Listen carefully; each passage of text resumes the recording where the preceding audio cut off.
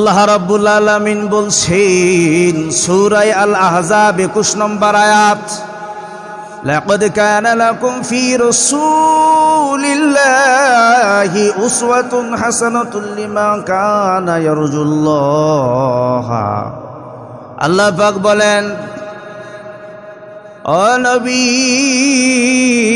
আপনি জানায়া দেন যারা দুনিয়ার মধ্যে আল্লাহ এবং পরকালের ভয় রাখি তারা যেন আপনি রসুলের ইত্তেবা করে, কারণ আপনি রসুলের মধ্যে উম্মতি মুহাম্মাদীদের জন্য উত্তম আদর্শ রয়েছে। নবী বলছেন, মান আহাব্বা সুন্নতি ফাকাদ আহাব্বানি ওয়া মান আহাব্বানি কানা মাই ফিল জান্নাহ। যেই ব্যক্তি আমি রসুলের মহব্বতি দুনিয়ার জমিনে একটা সুন্নত জিন্দা করবি, আমার আদর্শ পারিবারিক, অর্থনৈতিক, রাজনৈতিক, ব্যক্তিগত জীবনে প্রয়োগ করবি, আমি রসুলের আদর্শ নিয়ে দুনিয়ার জমিনে জীবনযাপন করবি, আমি নবী বলে দিলাম ওই উম্মত এবং আমি নবী একসঙ্গে জান্নাতে বসবাস করব। তাহলে রসুলের সুন্নত মানার দরকার আছে না নাই? শুধু নিজেকে আশেকে রাসূল দাবি করলাম, নিজেকে রসুলের উম্মত দাবি করলাম, কিন্তু রসুলের আদর্শ আমাদের মধ্যে নাই। আর আল্লাহর নবীর আদর্শ, নবীর ইত্তেবা যদি করতে পারি, আমার আল্লাহ বান্দার জন্য খুশি হয়ে যাবে। আল্লাহ বললেন, কুল ইন কুনতুম তুহিব্বুনাল্লাহ ফাত্তাবিউনি ইউহিব্বুকুমুল্লাহ। ও নবী আপনি জানায়া দেন যারা আমি আল্লাহকে ভালোবাসতে চাই তারা যেন আপনি নবীর ইত্তেবা করে, আপনার অনুসরণ করে, তাহলে আমি আল্লাহ ওই বান্দার প্রতি খুশি হয়ে যাব, আমার ভালোবাসা অর্জন হয়ে যাবে এবং আমি আল্লাহর জান্নাত তার জন্য বরাদ্দ হবে। সুবহানাল্লাহ কোন বন্ধুগণ আমার লক্ষ্য করুন, 12 রবিউল আউয়াল রাহমাতাল লিল আলামিন দুনিয়ার মধ্যে আসলেন। অধিকাংশ উলামা একরাম মত প্রকাশ করেছেন আল্লাহর নবীর পিতার নাম ছিল আব্দুল্লাহ, দাদার নাম ছিল আব্দুল মুতালিব, নানার নাম আব্দুল ওয়াহাব। আমার ভাইরা, এই আব্দুল মুতালিব মক্কার কওমের চেয়ারম্যান ছিলেন, মক্কার কওমের সম্প্রদায়ের চেয়ারম্যান ছিলেন। তদানীন্তন সময় নলকূপ ছিল না, জমজমের কূপের পানি সবাই ব্যবহার করত। এমন সময় হঠাৎ করে ঝড়ে তুফানি জমজমের কূপের পানি বন্ধ হয়ে গেছে। সমস্ত মক্কা নগরীর মানুষগুলা আব্দুল মুতালিবকে যাইয়া ডেকে বলতেছেন, হে মক্কার চেয়ারম্যান আব্দুল মুতালিব, জমজমের কূপের পানি বন্ধ হয়ে গেছি, আমাদের বড় অসুবিধা হয়ে গেছি, পানি কোথায় পাই? এবার আব্দুল মুতালিব তদানীন্তন সময় খানায় কাবার সামনে দাঁড়াইয়া, সিরাতের কিতাবের মধ্যে আসছে আব্দুল মুতালিব খানায় কাবার সামনে দাঁড়াইয়া ডেকে বলতেছেন, হে খানায় কাবার মালিক, প্রভু গো, দীর্ঘদিন জমজমের কূপের পানি ঝড়ে তুফানে বন্ধ হয়ে গেছে, মানুষের বড় অসুবিধা হয়ে গেছে, দয়া করে যদি আপনি এই জমজমের কূপের পানি প্রবাহিত করে দেন, তাহলে আমি ওয়াদা দিলাম, মান্নত করলাম, আমার 10টা সন্তান আছে, একটা সন্তান আমি কুরবানি দিয়ে দিব। এই মান্নত করার পর সঙ্গে সঙ্গে জমজমের কূপের পানি প্রবাহিত হয়ে গেছে। মারহাবা কোন জমজমের কূপের পানি যখন প্রবাহিত হয়ে গেল, মানুষের পানি ব্যবহার করতে আরম্ভ করল। একদিন যায়, 2 দিন যায়, আব্দুল মোতালেবের খেয়াল নাই যে সে একটা ছেলে সন্তান কুরবানি দিতে চাইছিল। এবার আব্দুল মুতালিব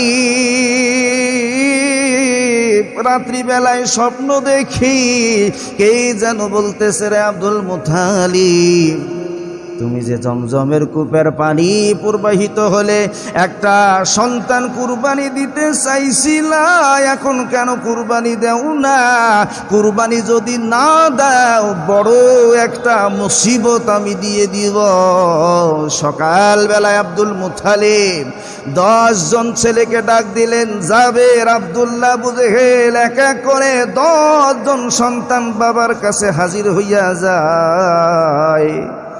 ডাক দিয়ে বলে, বাবারা, ওই যে জমজমের কূপের পানি দীর্ঘদিন ঝড়ে তুফানে বন্ধ হয়ে গিয়েছিল, 10টা সন্তানের মধ্যে হতে আমি একটা সন্তান কুরবানি দিতে চাইছিলাম, মান্যত করেছিলাম।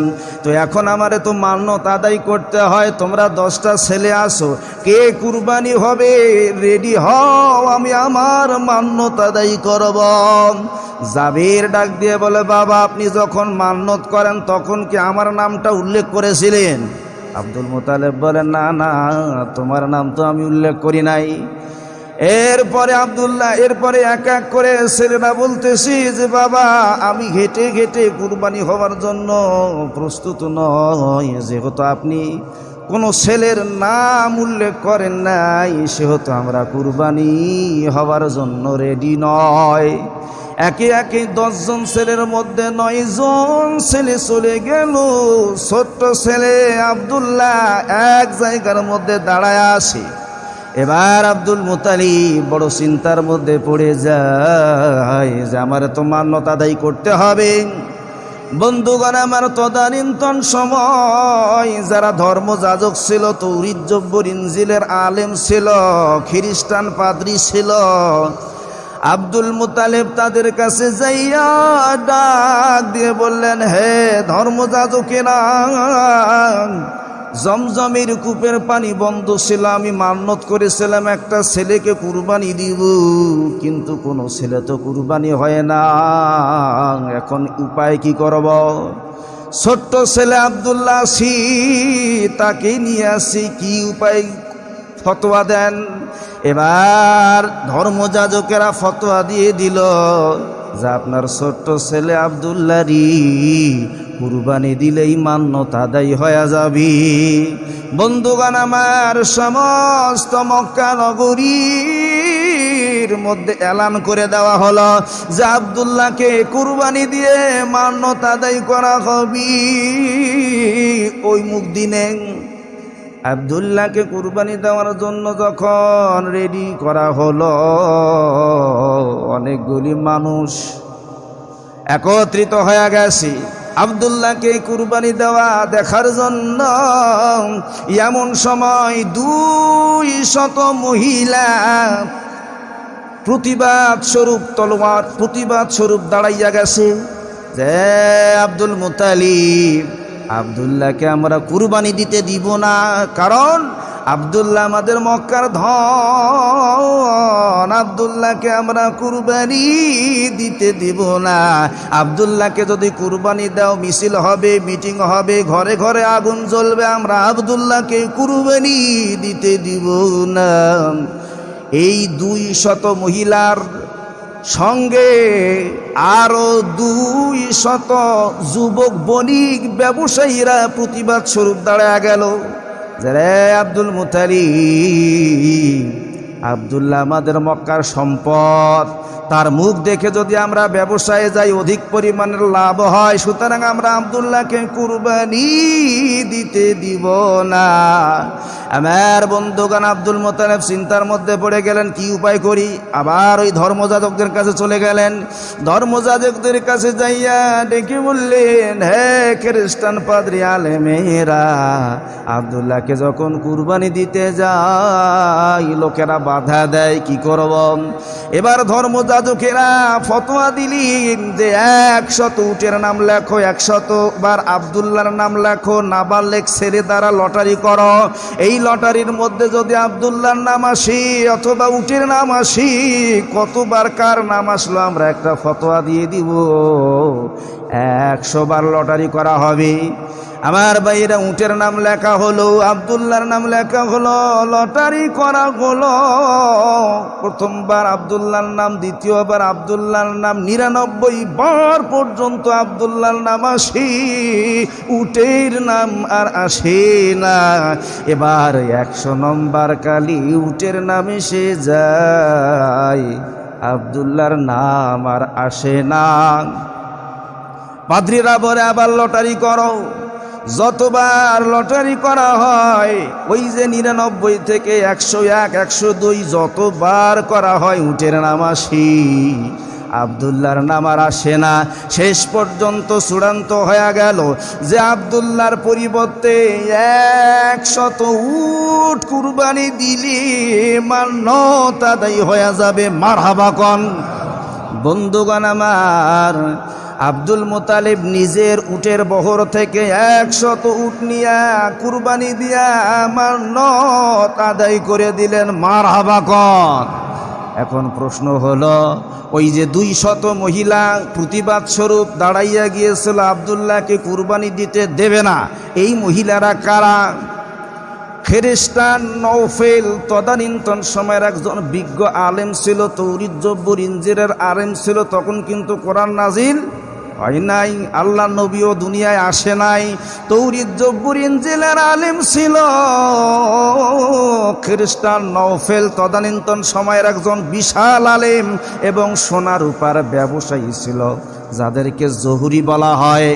বন্ধুগণ, নামের এই খ্রিস্টান নওফেলের একটা মেয়ে ছিল, কন্যা ছিল, যার নাম হলো মরিয়ম।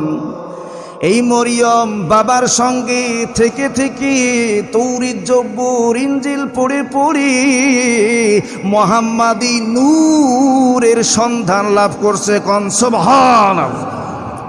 এই মুহাম্মাদি নূর শুধুমাত্র আব্দুল্লাহর কপালে দেখা যাইত।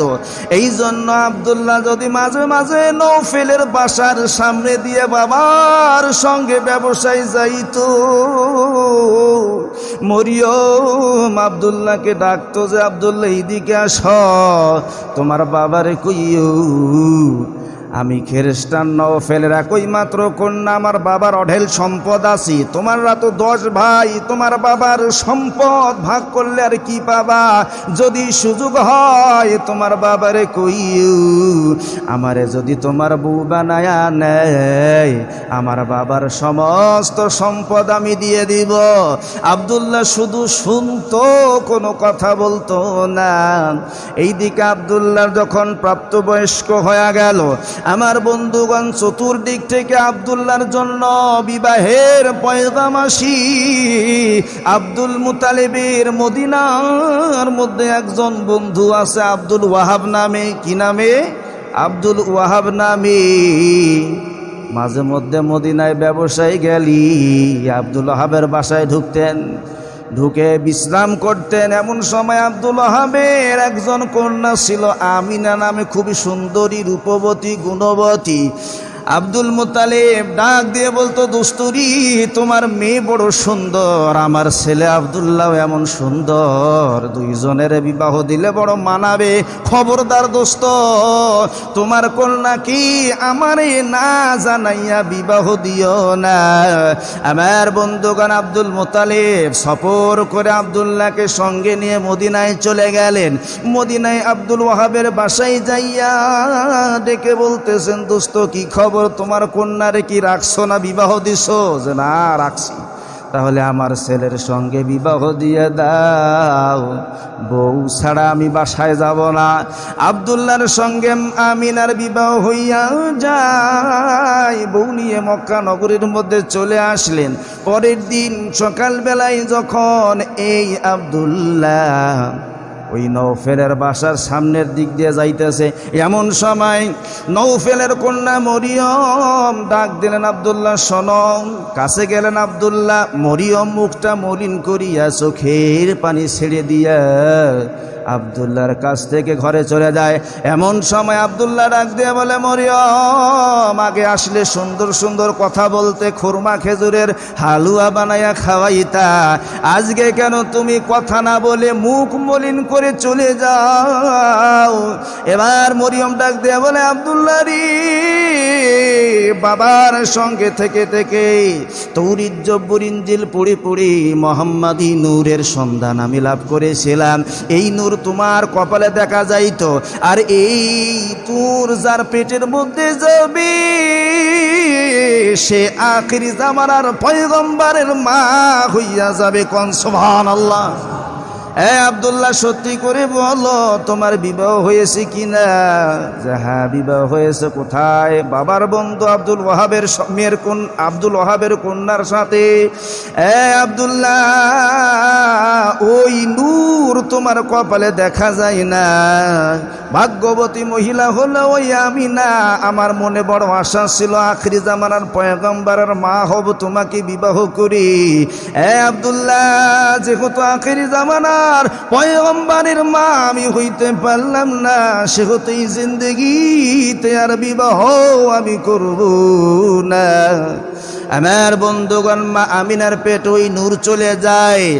শিশু মা আমিনার পেটে যখন নূর চলে যায়, মায়ার নবীজি মা আমিনার পেটের মধ্যে চলে যায়। 6 মাস গর্ভকালীন অবস্থায় মা আমিনা, এইদিকে শিশু মুহাম্মাদের বাবা ইন্তিকাল ফরমান।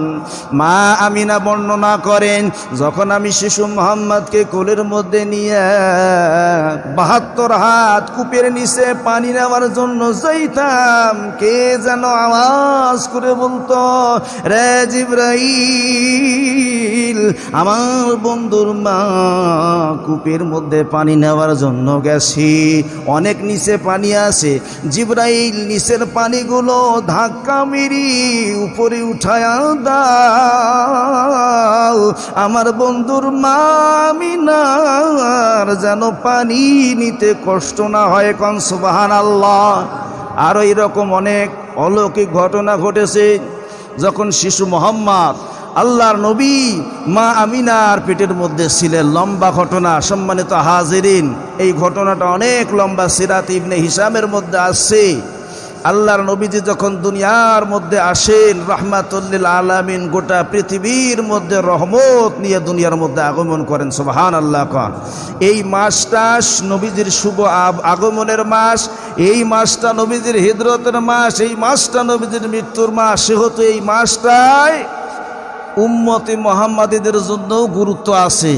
যত সম্ভব নফল রোজাগুলো আদায় করার চেষ্টা করবেন, বেশি বেশি সুন্নতের মধ্যে পাবন্দি রাখবেন, আল্লাহ রসুলের ইত্তেবা সুন্নত